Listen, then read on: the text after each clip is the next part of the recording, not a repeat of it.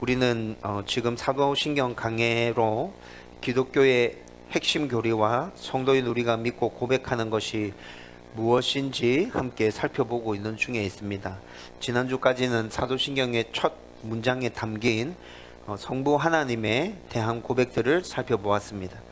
오늘부터는 사도신경 두 번째 문장, 그 외아들 우리 주 예수 그리스도를 믿사오니 라는 이 문장 안에 담겨져 있는 신앙의 고백들, 성자 하나님, 예수님에 대해서 살펴보려고 합니다. 여러분, 사도신경 잘 들여다보시면 예수님에 대한 고백이 굉장히 깁니다. 예수님에 대한 고백이 제일 길거든요. 그렇게 된 이유가 있어요. 사도신경이 공식적으로 교회의 문서로, 공식적인 문서로 채택되고 교회 안에서 사용되기 시작한 건 9세기경입니다. 그런데 9세기 사도신경이 딱 만들어진 게 아니라 초대교회 시대 때부터 사도신경에 담겨져 있는 신앙 고백으로 성도들이 쭉 신앙 고백을 했거든요. 이 고백을 가지고 교리 문답도 했고요. 그리고 이 고백을 가지고 또 신앙 교육에 사용하기도 했었어요. 그런데 이렇게 쭉 사용되어 오는 가운데 사도신경이 문서로 기록되어지지는 않았지만 그래도 교회 안에서 기본적인 교리로 자리 잡으면서 굉장히 활발하게 사용될 때쯤 예수님에 대한 여러 가지 논쟁들이 일어나기 시작했어요.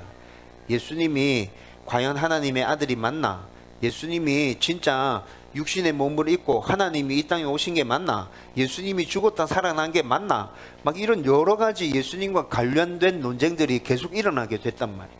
이 논쟁들을 하나하나 풀어가기 시작하면서 예수님에 대해서 성경에서 말씀하고 있는 것, 우리가 분명하게 받아들이고 있어야 되는 것에 대해서 사도신경 안에 하나씩 들어오기 시작했어요. 그렇게 하다 보니까 사도신경에 예수님에 대한 이야기가 이렇게 많아진 거예요. 그리고 또 이걸 반대로 생각해 보면 그렇게 예수님에 대한 논쟁이 많았고 예수님에 대한 중요한 교리들이 사도신경의 제일 많은 부분을 차지하면서 이렇게 들어와 있다는 건 기독교 핵심 교리 중에 예수님과 관련된 것이 제일 중요하다, 이렇게 볼 수도 있겠죠. 그래서 사도신경이 예수님에 대한 고백, 사도신경에서 예수님에 대한 고백이 이렇게 길다는 것이죠.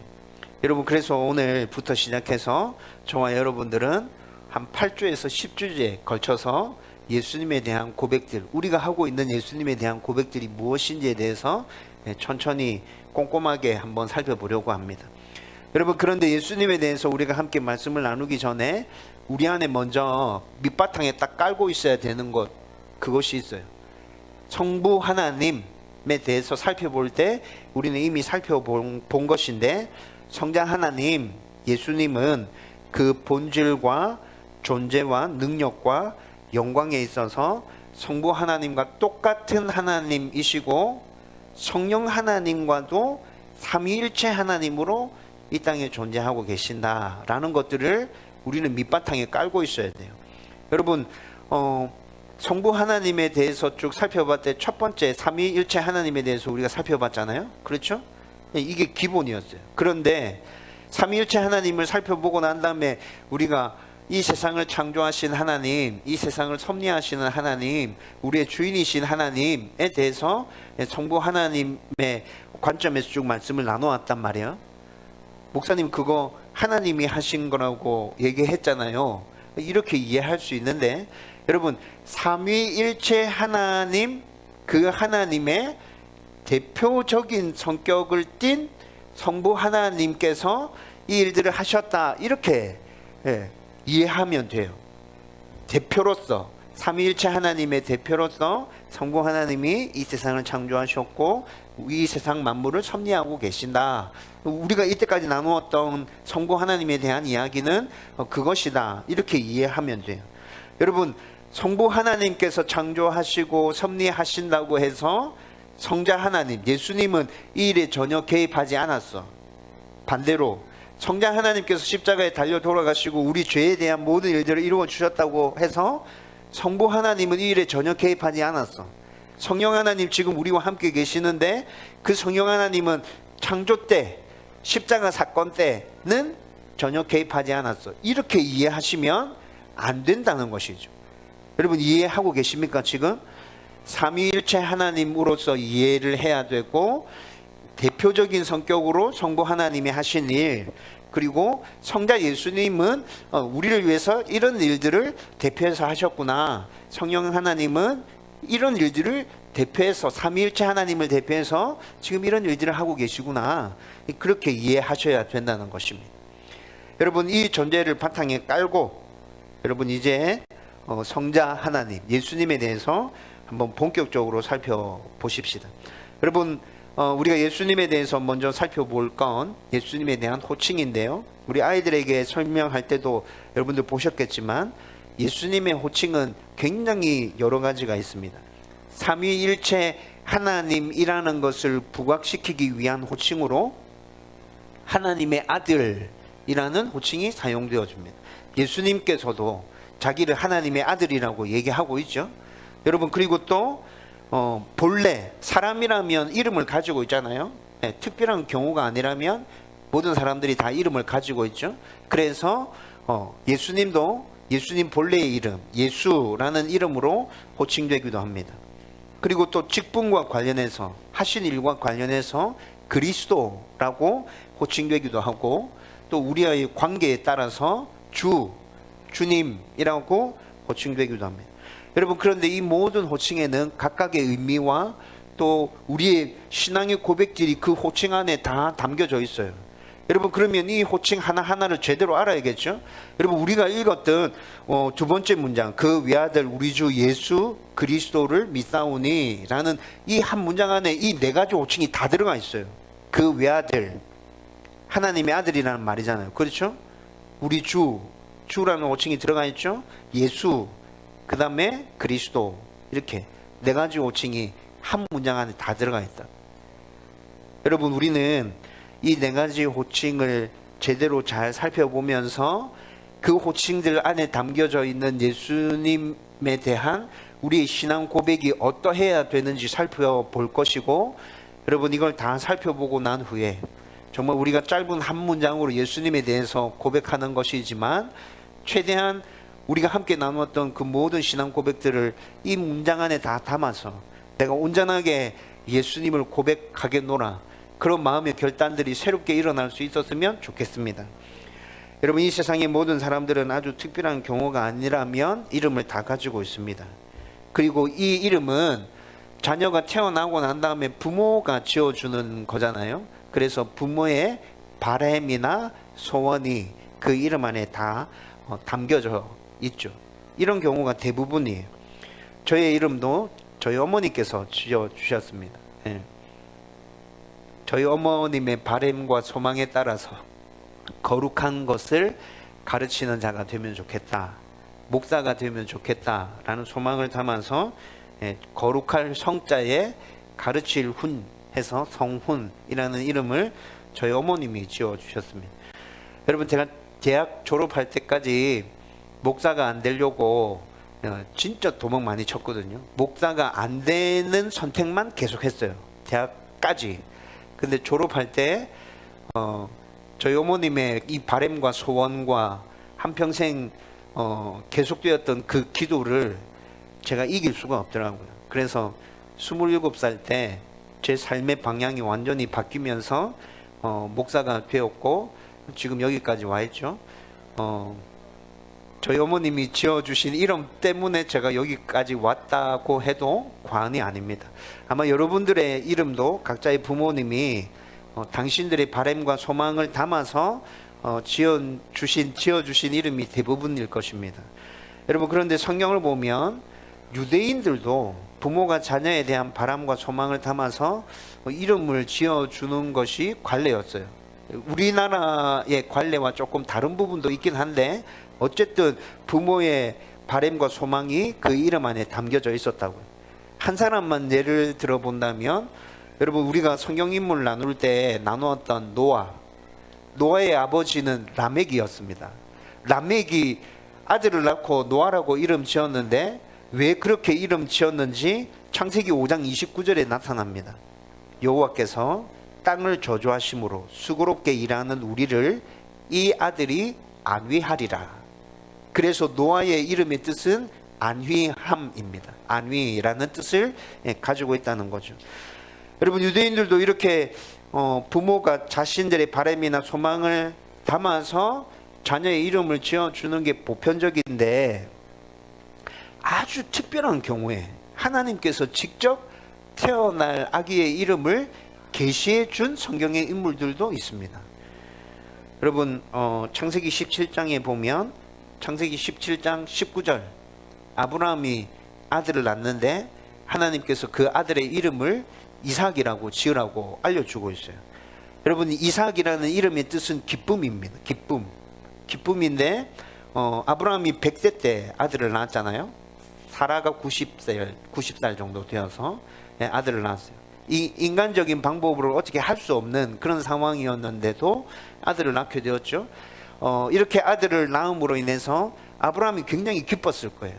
사라도 굉장히 기뻤을 거예요. 그렇죠? 동네 사람들도 굉장히 기뻤을 거예요. 할아버지 할머니가 아들을 낳았단다 막 이러면서 동네가 완전 뒤집어졌겠죠. 잔치했을 거예요. 우리나라 풍습대로 하면 플랜카드 걸고 막 동네 잔치하고 난리 났겠죠.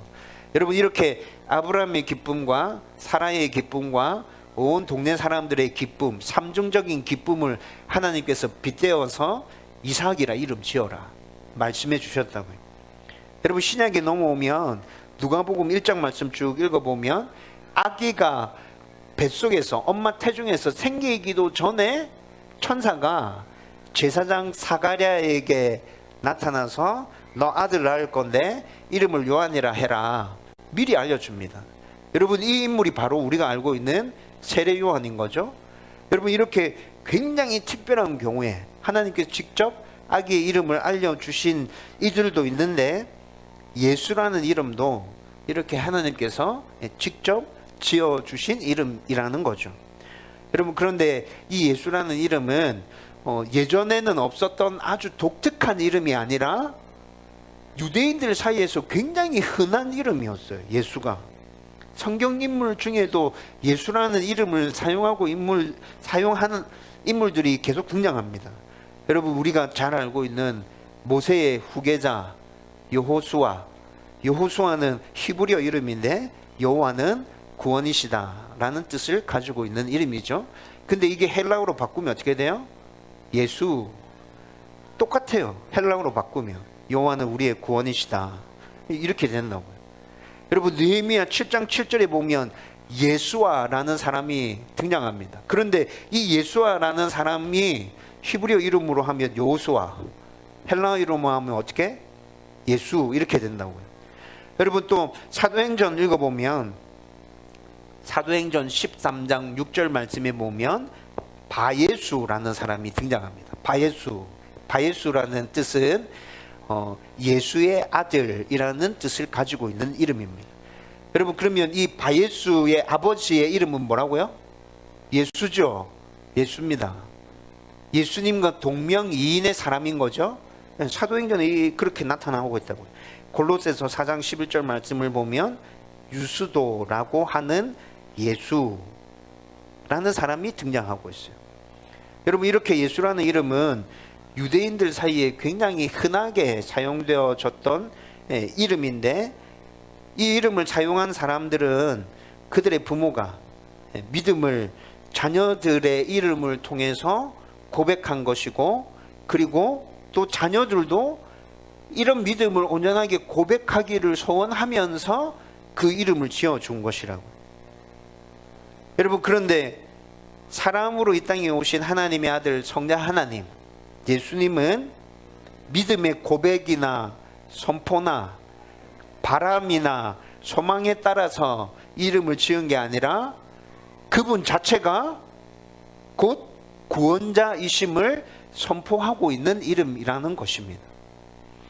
여러분, 누가복음 1장 31절 말씀 보면 요셉과 정혼한 마리아에게 천사가 나타납니다. 그리고 이렇게 얘기하죠. 보라, 네가 수태하여 아들을 낳으리니 그 이름을 예수라 하라. 이렇게 말씀해 줍니다. 여러분, 천사가 고지해 준 이 말씀에 따라서 요셉과 마리아에게서 태어난 그 아들의 이름이 예수라고 지어졌다는 것이죠. 여러분, 그리고 오늘 우리가 읽었던 말씀에 보면 20절에서 21절 말씀에 요셉이 마리아가 임신한 사실을 알았어요. 결혼하기 전인데 임신한 사실을 알았죠. 그래서 조용히 파혼하려고 합니다. 그런데 그때 꿈에 천사가 나타나서 이렇게 얘기합니다. 다윗의 자손 요셉아, 내 아내 마리아 데려오기를 무서워하지 말라. 저에게 잉태된 자는 성령으로 된 것이라. 아들을 낳으리니 이름을 예수라 하라. 이렇게 천사가 찾아와서 다 이야기를 해줘요. 이 천사의 이야기를 듣고 아들을 낳았고, 그리고 그 아들의 이름을 예수라고 지었어요. 여러분, 이렇게 한 게 어떤 의미냐 하면, 이제 법적으로 요셉이 육신의 아버지가 되었다는 것입니다. 예수님이 완전히 사람의 몸을 입고 이 땅에 태어났다는 것이죠. 법적으로 요셉이 육신의 아버지가 되었어요. 그리고 또 요셉의 출신에 따라서 요셉의 아들이 된 예수님이 다윗의 족보 안에 들어왔다는 말입니다. 여러분, 이게 이렇게 이루어지면서 성경에 있는 모든 예언들이 하나씩 퍼즐이 맞춰지면서 딱 그대로 흘러가고 있잖아요. 그렇죠? 여러분, 이렇게 예수님은 우리의 완벽한 구원을 이루시기 위해서 하나님 정하신 방법대로 이 세상에 오신 우리의 구원자라는 것이죠. 여러분, 예수님이 십자가에 못 박혀서 돌아가시고 난 이후에는 예수님을 받아들이지 않는 유대인들 사이에서 예수라는 이름은 흉악범의 이름이며 굉장히 혐오스러운 이름이 되었습니다. 반대로 예수님을 받아들이고 예수님을 믿는 사람들 사이에서는 예수라는 이름이 굉장히 고귀한 이름이 되었어요. 여러분, 그 이후에 사람들이 예수라는 이름을 함부로 사용할 수 있을까요? 그 이후로부터 예수라는 이름 자체가 사람들 사이에서 사라지기 시작했어요. 그래서 예수님 십자가에서 죽고 부활하신 이후부터 예수라는 이름은 오직 나사렛 예수, 우리를 구원해 주시기 위해서 이 땅에 오신 예수 그 한 분밖에 없었어요. 여러분, 예수에 대한 이름은 이렇게 전개되고 있다는 거죠. 여러분, 그렇다면 하나님께서 왜 이 아이에게 예수라는 특별한 이름을 붙여주신 것일까요? 여러분, 오늘 우리가 읽은 본문에 그 이유가 분명히 나타났죠. 21절 말씀에 아들을 낳으리니 이름을 예수라 하라. 이는 그가 자기 백성을 저희 죄에서 구원할 자이심이라. 이렇게 말씀하고 있어요. 여러분, 앞에서 언급한 것처럼 유대인들 중에 예수라는 이름은 참 흔한 이름이었지만 그들은 그저 그 부모들이 여호와만이 우리의 구원이시다, 그가 우리를 구원해 주실 것이다, 하나님만 꼭 붙들어야 된다, 여러분, 이런 신앙의 고백과 이 아이가 그렇게 자라나면 좋겠다는 그 바람과 소망을 담아서 붙여준 이름에 불과하죠. 단지 믿음의 고백이며 선포였고 바람이며 소망인 이름이었습니다. 그러나 마리아에게서 태어날 이 아이의 경우에는 하나님께서 그의 사자를 보내셔서 이름을 지어주시면서 그가 바로 구원자다라고 선포해 주신 이름이라는 것이죠. 여러분, 이 이름에는 중요한 두 가지 의미가 포함되어져 있습니다. 먼저 첫 번째는 예수라는 이름 안에는 우리의 구원자이심이 분명히 선포되어지고 있다는 것입니다. 여러분, 여기서 사용된 구원이라는 이 단어는 굉장히 포괄적인 의미를 담고 있는 단어입니다. 세상의 모든 잘못된 것들, 물리적, 정신적, 도덕적, 영적인 것들 등등등 해서 모든 문제들을 다 완전히 회복하고 온전하게 되도록 만드는 것을 지금 구원이라는 한 단어로 설명하고 있거든요. 여러분, 그리고 이런 포괄적인 의미의 구원은 성경이 분명하게 얘기하고 있어요. 누구만 이룰 수 있어요? 하나님만 이룰 수 있어요. 이런 포괄적인 구원은 이 세상 사람으로서는 절대로 불가능하고 오직 하나님만이 이 구원을 이루실 수 있다. 성경이 계속 이렇게 말씀해 주고 있어요. 시편 130편 8절 말씀에 보면 이렇게 얘기합니다. 저가 이스라엘을 그 모든 죄악에서 구속하시리로다. 저가 누구죠? 하나님이 이스라엘의 모든 죄악에서, 죄악으로 인해서 파생되어지는 모든 결과까지도 어떻게 하신다고요? 구속하신다고, 구원해 주신다고 그렇게 말씀해 주고 있어요. 여러분, 이뿐만이 아니라 성경의 전체적인 가르침을 잘 살펴보면 사람들의 근본적인 문제는 물리적이고 정신적이고 또 도덕적인 데서부터 비롯된 것이 아니라 어디서부터 비롯되어졌다고 얘기하고 있죠? 하나님과의 관계, 영적인 부분에서부터 이 모든 문제가 비롯되어졌다고 성경이 우리에게 계속 말씀해 주고 있잖아요. 여러분, 그래서 이 문제들을 온전하게 회복시키기 위해서는 무엇부터 회복시켜야 돼요? 하나님과의 관계부터 회복시켜야 돼요. 하나님과의 영적인 부분이 바로 회복되어지면 그 다음에 물리적인 부분들도, 정신적인 부분들도, 도덕적인 부분들도 하나씩 하나씩 제자리를 잡아가면서 온전하게 회복되어지는 것이라고요. 여러분, 이 순서가 뒤집어지면 절대로 우리 가운데 온전한 구원이, 회복이 이루어질 수 없습니다. 그래서 오늘 말씀에도 분명하게 이야기하고 있습니다. 예수가 이 모든 것들을 바로잡기 위해서 이 땅에 온 것이 분명하게 맞는데, 그 출발은 저희 죄에서 너희를 구원할 자, 저희 죄에서 너희를 구원할 자. 여러분, 이게 무슨 의미인지 아시겠죠? 영적인 부분이 바로 회복되어져야 그 다음에 뒤이어서 모든 것들이 바로 잡혀지는 거야. 내가 이것부터 할 거야. 이렇게 구원하기 위해서 예수가 이 땅에 온 것이야. 여러분, 오늘 말씀에서 분명하게 그것을 보여주고 있다고요. 여러분, 그래서 사도행전 4장 12절에 사도들이 유대인들 앞에서 담대하게 선포합니다. 여러분, 유대인들은 예수님을 어떻게 생각하죠? 사기꾼, 흉악범, 죽어 마땅한 놈.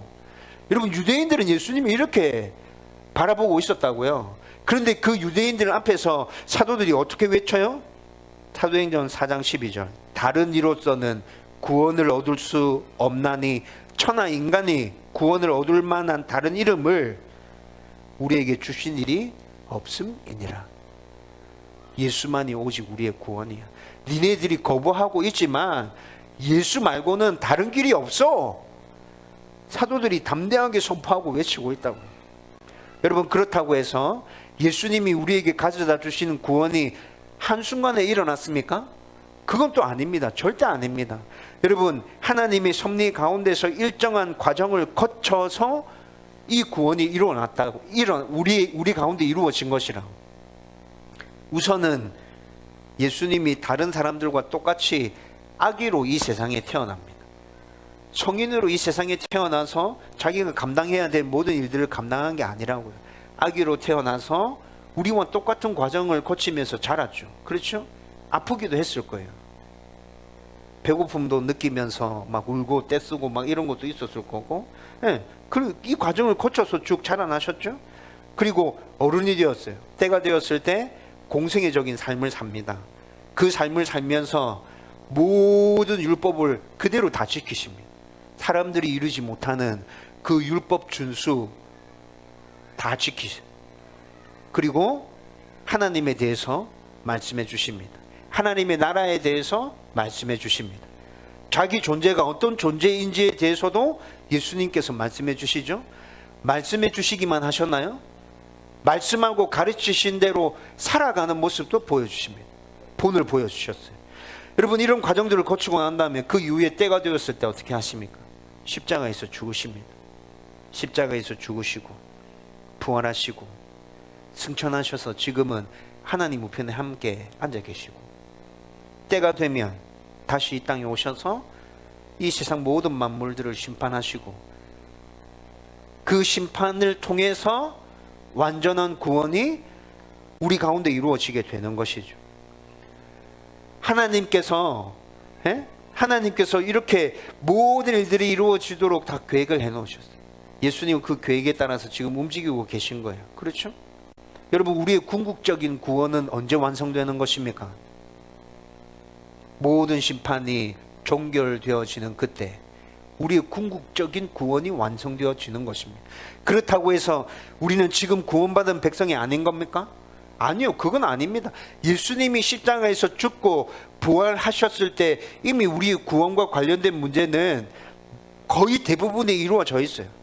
그런데 아직 완벽하게 완성되기 위해서는 예수님이 다시 이 땅에 오셔서 모든 심판이 종결되어야 한다는 것이죠. 그래서 신학적인 용어로 이걸 어떻게 설명하죠? 이미, 그리고 아직. 여러분, 이렇게 간단한 단어로 이 사상을 신학적으로 설명하고 있어요. 이미 예수를 통해서 우리의 구원은 이루어졌어. 그러나 아직 완벽하고 온전하게 이루어진 건 아니야. 지금도 계속 이루어져 가는 중에 있어. 여러분, 그러면 우리가 예수라는 이름을 고백할 때 그 이름 안에 어떤 의미가 담겨져 있어야 되겠습니까? 예수님은 나를 구원해 주시기 위해서 이 땅에 오신 분이다. 예수님은 나의 구원자이시다. 그 구원은 이미 이루어졌고 완전하게 이루어지기 위해서 계속 진행되어져 가고 있는 중이다. 나는 그 상황 가운데서 함께, 주와 함께 그 일들을 이루어 가고 있다. 여러분, 우리가 예수라는 이름을 고백할 때 이 의미가 담겨져 있어야 되지 않을까요? 예수님은 나에게 있어서 이런 분입니다 라고 담대하게 고백해야 되지 않겠습니까? 저와 여러분의 이런 신앙 고백이 풍성하게 넘쳐나기를 주님의 이름으로 축원드립니다. 두 번째로, 예수의 이름에 담긴 의미는 그가 자기 백성을 구원한다는 것입니다. 자기 백성, 예수의 백성, 하나님의 백성이 있다는 것이죠.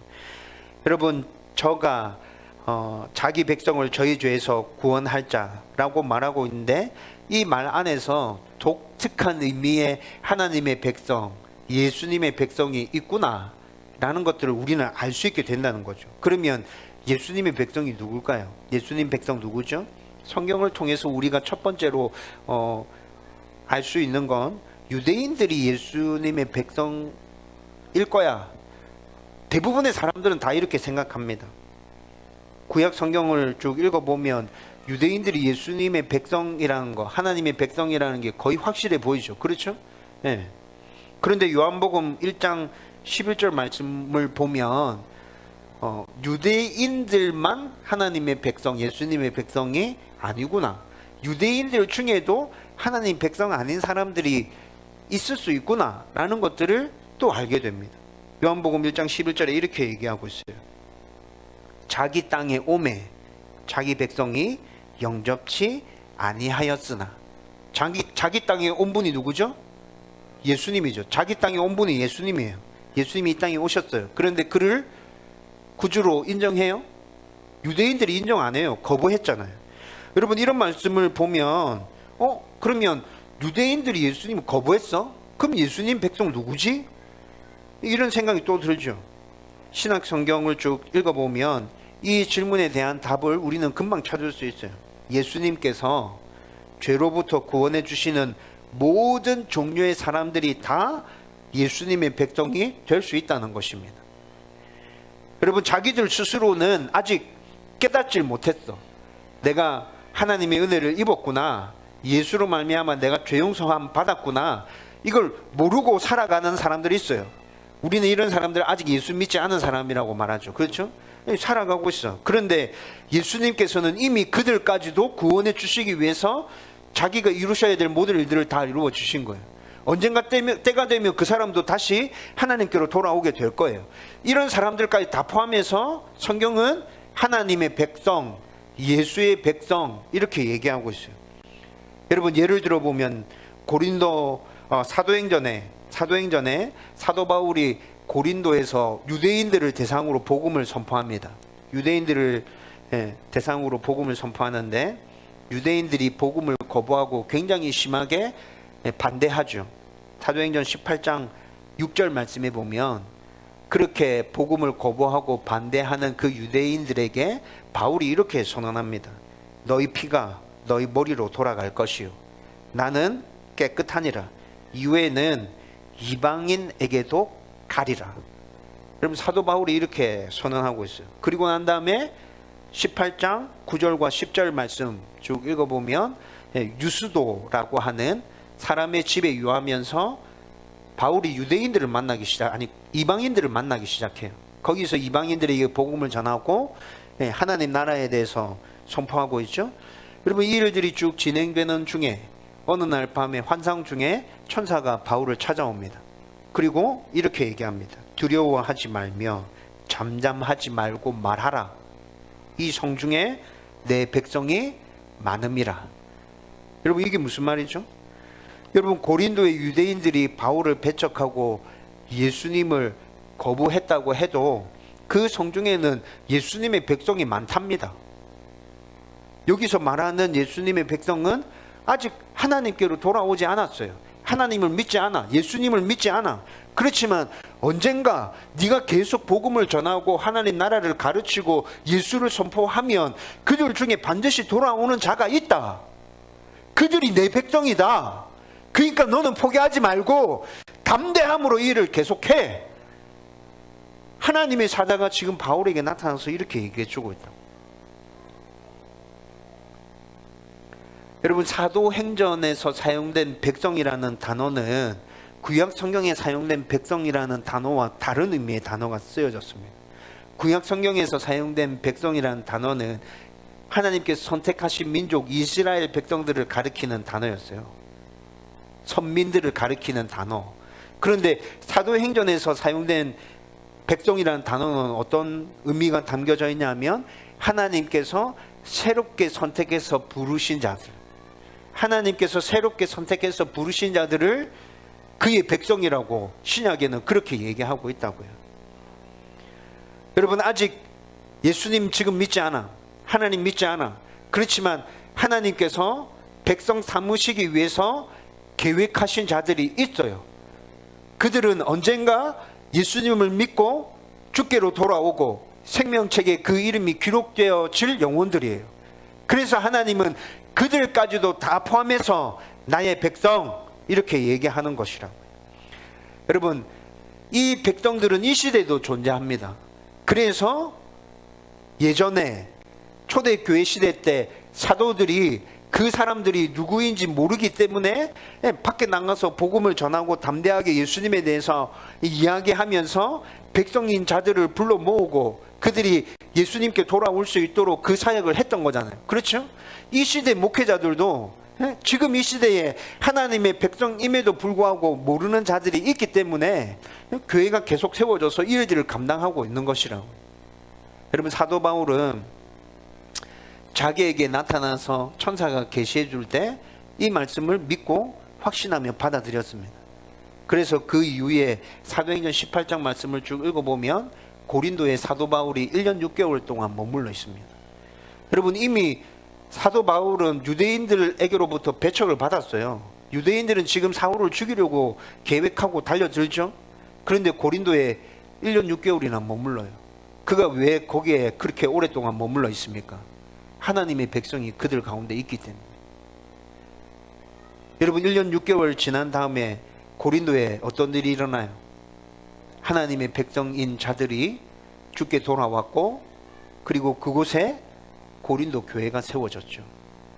바울이 떠난 이후에도 그 이후에 다시 돌아올 하나님의 백성들을 위해서 그 고린도 교회는 그 자리를 계속 지키면서 복음을 전하고 예수를 선포하는 일들을 계속 감당해 가는 것입니다.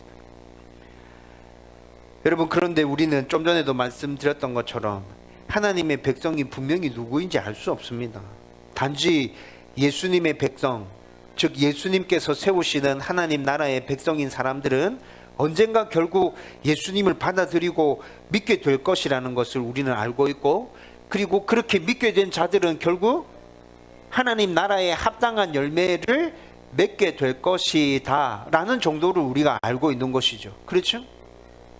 여러분 이런 의미에서 마태복음 21장 43절에서는 예수님이 당시에 복음을 거부한 유대인들에게 이렇게 얘기해요. 마태복음 21장 43절입니다. 하나님 나라를 너희는 빼앗기고 그 나라의 열매 맺는 백성이 받으리라. 여러분, 이 말씀을 잘못 오해하면 이렇게 생각할 수 있습니다. 하나님 나라에 합당한 열매를 맺어야 내가 하나님의 백성이 될 수 있구나, 이렇게 생각할 수 있어요. 근데 이거는 잘못 생각한 거예요. 여러분, 우리가 열매를 맺어야 하나님 나라의 백성이 되는 게 아니라 하나님 나라의 백성이 되었기 때문에 그에 합당한 열매가 우리 삶 가운데서 자연스럽게 맺혀지게 되는 것이죠. 그렇죠? 성경이 이렇게 얘기하고 있다고요. 여러분들도 이 말씀을 이렇게 받아들여야 돼요. 여러분들이 진실된 믿음으로 하나님을 고백하고 예수를 구주로 고백하고 있다면 여러분들은 삶 속에서 더딜 수 있지만 자연스럽게 하나님 나라에 합당한 열매를 맺어가고 있는 중입니다. 우리가 하나님 앞에 섰을 때 우리가 어떤 열매를 맺었는지 우리 눈에 보여지게 될 거예요. 정확하게 보여지게 될 거예요. 많이 맺는 사람 있겠죠? 조금 맺는 사람 있겠죠?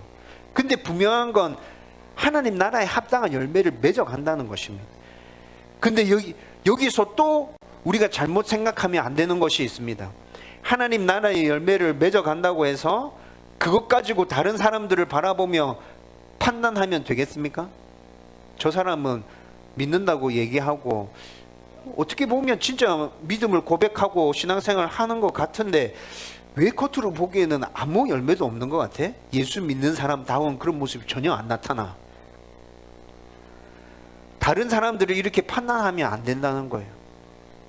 자기 자신을 보면서 내 안에는 왜 예수님 닮은 모습이 하나도 없는 거야? 나는 안 되는 사람인가 봐. 다른 사람들이 이렇게 신앙생활을 하고 있는 나를 보면서 뭐라 생각할까? 여러분, 이런 자괴감을 갖지 말라는 거예요. 여러분, 왜 우리는 다른 사람들을 판단할 수 없고 나 자신의 그런 모습 때문에 자괴감을 가지면 안 되는 줄 아십니까? 우리의 구원과 관련된 모든 것들은 우리의 힘으로 되는 게 하나도 없기 때문에 그렇습니다. 모든 것이 어떻게 이루어진 것이죠? 하나님의 은혜로. 하나님의 은혜로 이루어졌어요. 하나님의 은혜로 이루어졌기 때문에 다른 사람들을 판단할 수 없어요. 하나님의 은혜로 이루어졌기 때문에 내 노력이 아니기 때문에 자괴감을 가질 필요 없어요.